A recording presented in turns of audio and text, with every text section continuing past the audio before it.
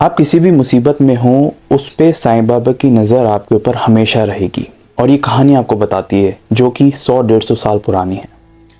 नाना साहब चांदोरकर जो कि एक डिप्टी कलेक्टर थे, उनको एक मंदिर के दर्शन करने जाना था। और पद्माल्या फॉरेस्ट, एक फॉरेस्ट इलाका है, एक जंगली इलाका है, उसके बीच में एक गणपति जी का मंदिर है, गणेश जी का मंदिर है।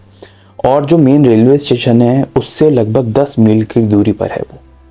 अब नाना साहब चांदोरकर को उस स्टेशन पर ट्रेन से पहुंचना था अपने कुछ साथी संबंधी के साथ। और ट्रेन जो है वो लेट हो गई और बहुत घंटे लेट हो गई। वैसे तो नाना साहब ने, क्योंकि वो डिप्टी कलेक्टर थे, तो सब इंतजाम कर रखे थे कि स्टेशन पर उन्हें क्या गाड़ी लेने आएगी और फिर वो वहाँ से कैसे मंदिर तक पहुँचेंगे जंगल के बीच में से। लेकिन घंटों लेट होने के बाद सारी व्यवस्था चौपट हो गई। और जब वो देर शाम को पहुँचे उस स्टेशन पर, वहाँ पर उन्हें मालूम पड़ता है कि कोई भी कन्वीनियंस, कोई भी गाड़ी अवेलेबल, घोड़ा गाड़ी, बैलगाड़ी अवेलेबल नहीं है जो उन्हें गणपति मंदिर तक पहुँचा पाए। लेकिन नाना साहब को वो मंदिर के दर्शन करने ही थे उसी दिन, क्योंकि उनकी इतनी श्रद्धा थी और उनको दर्शन करने थे चाहे जो हो जाए। उन्होंने सोचा कि चलिए, जो भाग्य में लिखा था वैसा हुआ। ट्रेन लेट हो गई लेकिन हम मंदिर जाएंगे और 10 मील चलकर जाएंगे। बहुत लोगों ने समझाया कि बहुत घना जंगल है तो आप पैदल कैसे जाएंगे, पर नाना साहब ने बोला कि भले ही कुछ ना हो पर हम चल कर जाएंगे। अब उन्होंने चलना शुरू किया। घने जंगल में उन्होंने अपनी यात्रा शुरू कर दी और उनके पास ना खाना था ना कुछ था। अब हुआ ये कि रास्ते में उनको आपस में बातचीत हुई तो उनको बताया गया कि जो मंदिर का पुजारी है वो 9-10 बजे ही रात को मंदिर बंद कर और अपने घर चला जाता है जंगल से होते हुए। और अगर आप 9-10 बजे से पहले पहुंच गए तो ठीक, नहीं तो जो वो मंदिर भी बंद हो जाएगा और आपको भोजन तो आप भूल ही जाइए, जंगल में कहीं नहीं मिलेगा। नाना साहब ने अपनी रफ्तार बढ़ाई। वो 6-7 मील चले ही थे, जो भूख है वो उनकी बहुत बढ़ गई और उनके सभी यात्रियों को, दोस्तों को भूख लगने लगी। अब जो नाना साहब चांदोरकर है, उन्होंने मन ही मन प्रार्थना शुरू कर दी और ये कहा कि बाबा, मैं इतना भूख लग रही है मुझे, मैं ज़्यादा लालची नहीं हूँ, बस आप इतना करना कि मैं मंदिर पहुँच जाऊँ, दर्शन कर लूँ और मुझे एक कप जो है चाय दिलवा देना।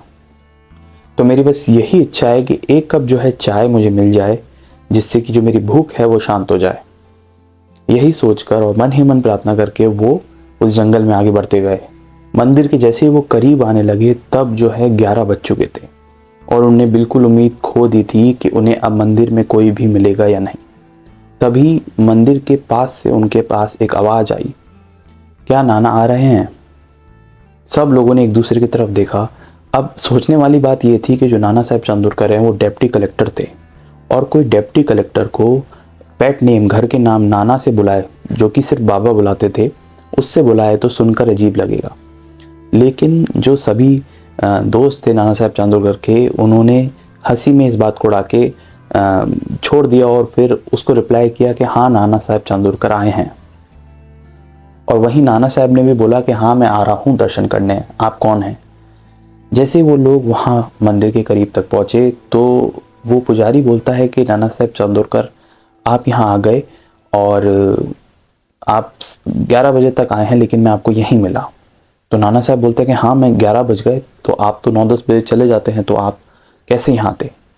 तो उस पर जो पुजारी जी होते हैं वो बोलते हैं कि मेरे को बाबा ने एक सपना दिया था और साईं बाबा ने कहा था कि जो नाना है वो आते होंगे दर्शन करने के लिए, तो तुम मंदिर 11 बजे के बाद ही बंद करना।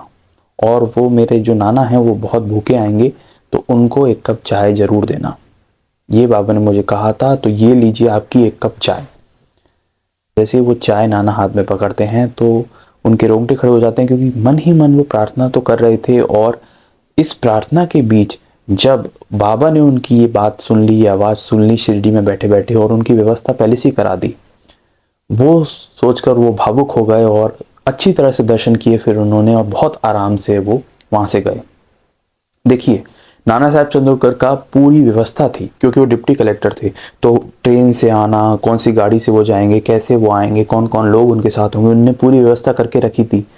लेकिन बाबा ने वो व्यवस्था बिल्कुल खारिज कर दिया, ये कह सकते हैं। उस समय या भाग्य के अनुसार वो व्यवस्था खारिज हो गई, लेकिन बाबा ने आगे से उनकी व्यवस्था कर दी। तो बाबा की जो व्यवस्था होती है ना, वो आपकी व्यवस्था या आपकी जो प्लानिंग होती है उससे कहीं आगे होती है और कहीं बेटर होती है। तो देखा आपने बाबा किस तरीके से आगे जो है अपने भक्त का इंतजाम पूरा का पूरा कर देते हैं। उम्मीद है आपको ये कहानी जानकर अच्छा लगा होगा, और इसी तरह ढेर सारी असली कहानियाँ आप तक अवेलेबल हैं इस चैनल के थ्रू, जिसमें चाहे आंधी हो, तूफान हो, पहाड़ हो, जंगल हो, बाबा हमेशा अपने भक्तों की मदद करते आए हैं। अगर आप इस चैनल पर नए हैं तो इस चैनल को सब्सक्राइब कर सकते हैं। सब्सक्राइब बटन पर क्लिक करने के बाद तमाम जो वीडियोज़ हैं वो आपके लिए अवेलेबल हैं, आप उनको जाकर देख सकते हैं, जहाँ से आपको बाबा के बारे में बहुत कुछ जानने को मिलेगा। मिलेंगे एक नेक्स्ट वीडियो में एक नई कहानी के साथ, एक रियल हिस्ट्री के साथ, एक नए किस्से के साथ। तब तक के लिए ओम साई राम।